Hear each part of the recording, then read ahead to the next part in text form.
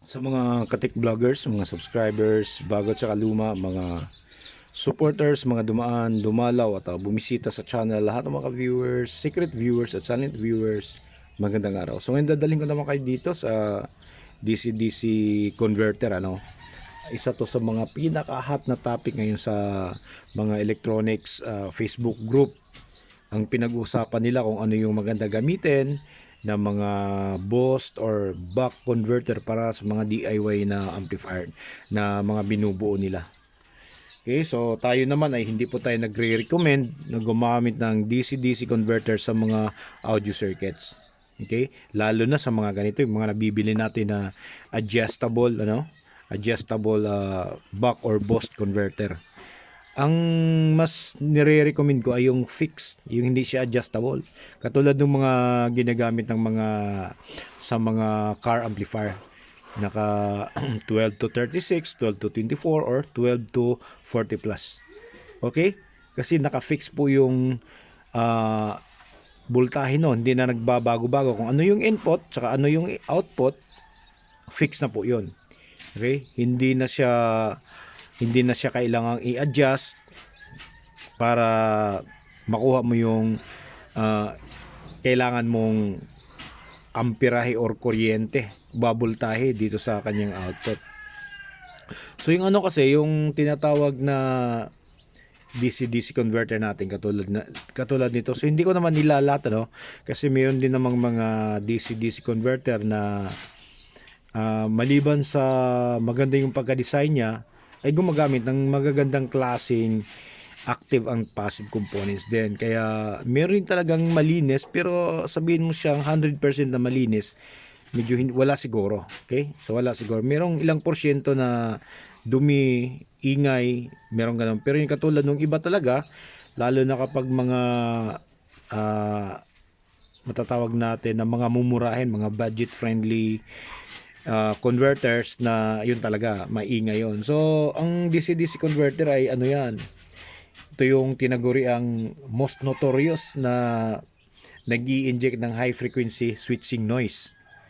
Okay, yung maririnig mong hum, maririnig mong yung whistle or buzz, maririnig mo doon sa iyong audio circuits dahil dyan. Okay, minsan yung mga hum na yon ay nasa nilalabas mga 100 or 120 hertz. Okay? Kaya minsan meron kang maririnig na hindi kaaya-aya. Kaya hindi mo ganong mahalata dahil tumutunog naman yung system mo. Pero kapag hindi tumutunog, doon meron kang kunting ingay, meron kang siguro naririnig na hiss, hum, or ano pa ba yung whistle na lumalabas. Okay, ito ngayon papatunayan natin kasi wala namang ganong naniniwala sa atin, lalo na kapag nakita nila yung channel na ay wala to. Yung viewers nito sa isang linggo 30 piraso lang, so wala to, budol to, hindi totoo yung channel nito. Okay, so ganun yung mga pumapasok sa tao Kaya ito ngayon papatunayan natin, dahil kapag sabi-sabi lang katulad ng ginagawa natin sa Facebook, nagsasuggest tayo, so walang naniniwala, pa rin sila nagtatanong pa rin sila hindi natin masasabing second opinion, siguro 4th to 5th opinion yung ginagawa nila, naghanap sila ng ganung kahaba, ganung karami. So ito ngayon papatunayan natin kung ano ba yung sinasabi natin na noise, yung ingay galing dito, kung gaano ba kalakas, gaano ba siya kalala kapag pumasok sa electronic circuit. Okay, so ito, gagamit tayo ng amplitude modulation circuit.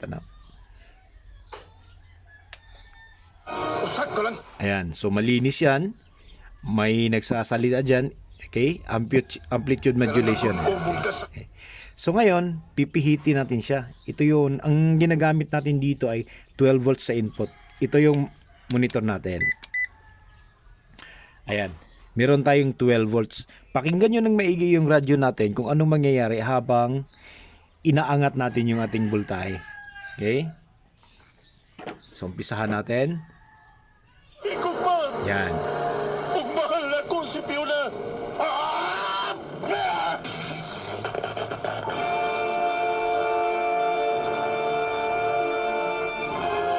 Ay, sorry, nagkakamali tayo. Ito palang klaseng ano na to, boost converter or step up converter. Yung pihit natin dito sa kanyang voltahe ay counterclockwise, hindi clockwise. Kaya nagpihit tayo ng pagano'n pa clockwise, so hindi nagbabago. Ulitin natin.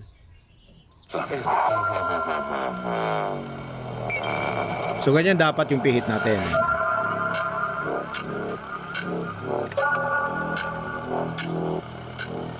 Si Andre o si Ethan. Unsay kaugmaon sa kalibutan kung dili kapugngan. Ayan, umaangat na. Tapos pakinggan nyo yung radyo. Nagkakaroon na siya ng hangin.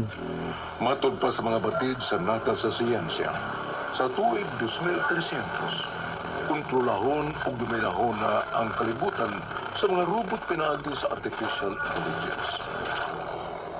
Ayan. Okay, lumalabas na yung ingay. Lumalabas na yung ingay.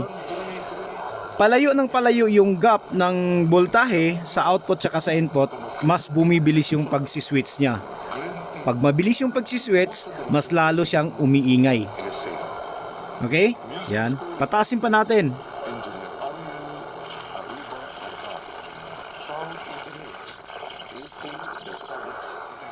Okay? Nasa 32 tayo. Nasa na yung stasyon? Wala na. Halos hindi mo na maririnig. Gawin natin 40. Ayan, 41. So wala na. Halos wala na yung stasyon. Pumapasok, ayan, interference, ingay, galing dito. Pero kapag binalik natin yan dito sa 12, inunormal natin siya. Balik natin siya, no? Okay? Kung sa Jubilee, sobra kataas akong blood sugar. 300 ka pin, gitistingan ako og inom DX 500, duha ka kapsul sa isa ka adlaw. Sunod sa isa ka bulan, normal na jud akong blood sugar. 95 na lang. DTX 500, mabali sa mga butika. This time check is Ayan, brought to you normal na by siya. Wow Okay? Meaty. Bumalik na sa normal yung kanyang tunog ng medium wave natin. AM station natin.